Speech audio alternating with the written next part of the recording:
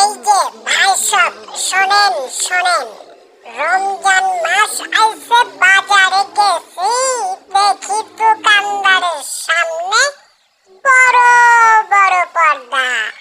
আমি ভাবলাম ওইখানে মনে হয় বউ ভাত নাকি। না রে ভাই, ভিতরে চলছে গোপন ইফতার পার্টি।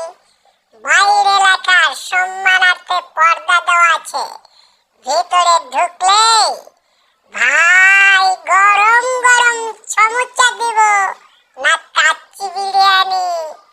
আরে চাচা, রোজা রাখছো না রাখছো সেটা আল্লাহ জানে, কিন্তু এই লুকোচুরি কিসের জন্য?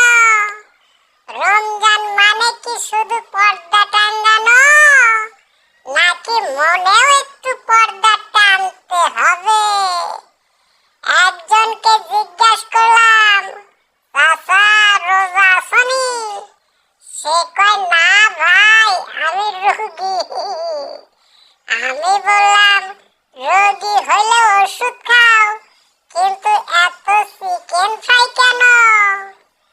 দেখেন ভাই সব, রমজান মাসে কেউ যদি অসুস্থ হয়, সফরে থাকে, তার কিন্তু ছাড় আছে, কিন্তু সুস্থ